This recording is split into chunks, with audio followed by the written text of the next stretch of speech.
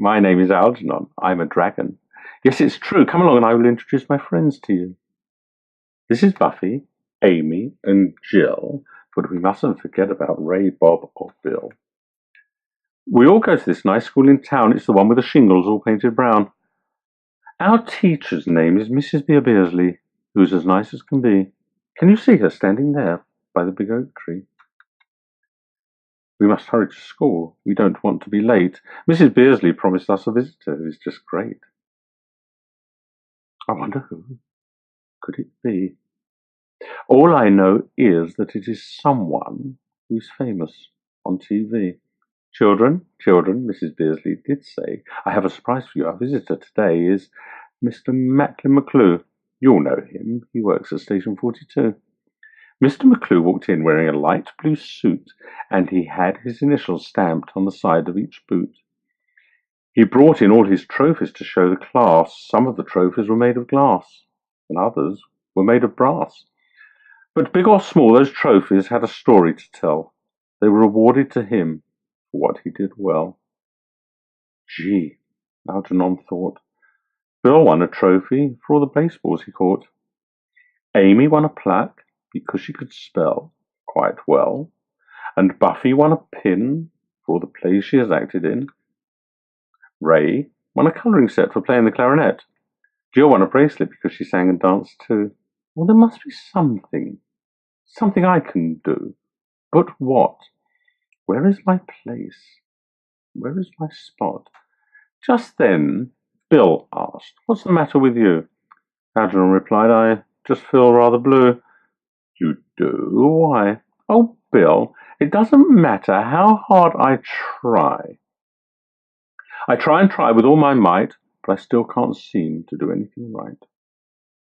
Algernon, everyone has something special. We can each do the best of all. Come along, Algernon, and I will teach you how to play baseball. Bill handed Algernon a bat, but after his swing he just fell kaplat. See, I can try as hard as I might, but I just can't seem to do anything right. Oh, Algernon, please don't say that at all. Come join us and we'll play some volleyball. Jerry called, Hi, Algernon. Watch how you serve the volleyball. I'll show you how it's done. Then come and join in the fun. Jerry's serve was a great one. It rocketed over the net. Now it's your turn, Algernon. You'll do just great, I'll bet. Jerry handed Algernon the volleyball. Here, he said, Algernon, you serve. Algernon took a firm hold on the board and gave it a hard whack. But instead of the ball going straight, the ball made a wide curve. Algernon hit the ball so hard it zoomed straight up into the air. Algernon couldn't understand where the ball had gone. He looked everywhere. I just can't understand where that ball has gone, Algernon said. Then suddenly, bonk, the ball hit Algernon right on the head. Algernon chuckled at what had happened, and while he was rubbing his head, he said, Boy, oh boy, now I see. Volleyball is certainly not a game for me. But I gave it a try, and I guess that is good. I gave it my best try. I did all that I could. Algernon then heard the band play. He raced over to be with his friend Ray. I have just the thing for you, I bet. Try to play this clarinet. So Algernon blew and blew, but the harder he blew, the redder and redder his face grew. Algernon, this is just not the instrument for you. Algernon heard the bell ring. Ding, ding, ding. This meant playtime was over in their little school of Andover. The children were back in the classroom and seated for only a moment or two when Mrs. Beersley said, I have a special job for someone in this class to do, but who should I pick? You, or you? Oh, please pick me, Algernon said. Yes, Mrs. Beersley said with a nod of her head.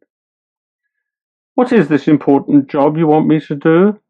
Algernon, please clap these chalk erasers until they are clean through and through. So Algernon went outside and started to clap. He clapped, and he clapped, and he clapped, clapped, clapped. He clapped so hard that he made a cloud as big could be. It was so big that Algernon could hardly see.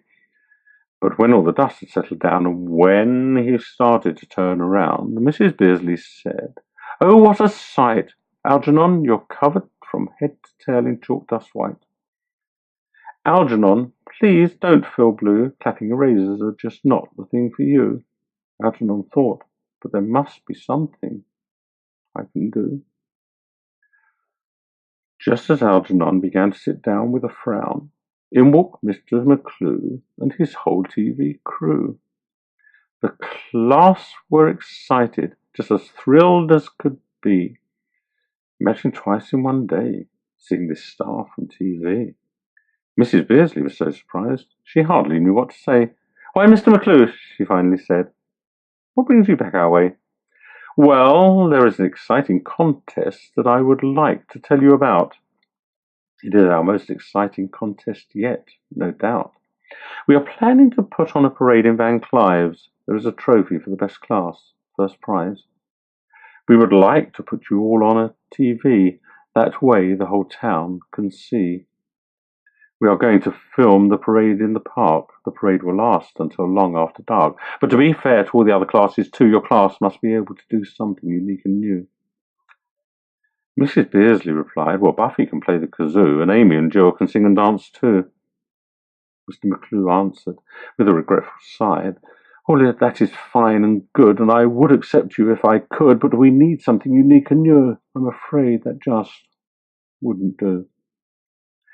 Just as the TV men and crew began to walk out, Algernon jumped up and said with a shout, "Please, please, Mr. McClue, don't leave now. You must be able to use our class somewhere, somehow." "Algernon, I would love to use your class in the parade, but you must understand there is just not enough room for everyone, plus another band. That is why only the most talented classes may go. This must seem unfair, I know, but I'm trying to be as fair as can be. But there is just not enough room for everyone to go on TV." "Oh, I understand," Algernon sadly said as he twirled swiftly away. After watching Algernon twirling, instead of leaving, Mr. McClue and his crew decided to stay. They just stood there, as if they were glued to that spot. They just all stood there and stared as Algernon did his twirls and his trot. Mr. McClue and his crew stood there with their mouths open wide. "Why, that's stupendous, wonderful, amazing, new," Mr. McClue cried. "No one could ever do that, no matter how hard they tried." Algernon stopped twirling and trotting. He was puzzled as could be. Was Mr. McClue speaking to me? Excuse me," Algernon stuttered. "Mr. McClue, I don't know what you mean." "Why, Algernon, my boy, when you twirl and trot, that is the fastest I have ever seen. You spin so fast, all you see is a blur of green." "Mr. McClue, does this mean our class will be in the parade?" "You bet," Mr. McClue exclaimed. "It will be the best one ever made." The whole class squealed with delight. Finally, Algernon thought, "I have done something right." Algernon was so happy that he jumped all around. Higher and higher he leapt from the ground. Algernon did turns while in midair. No one could ever have Algernon's flair. Algernon did handstands and trolled this way and that. "My goodness, Mr. McClue," cried Algernon, "you're quite an acrobat." Algernon could leap very high, then land on his tail. Mr. McClue said, "With you leading the parade, Algernon, our parade can't fail."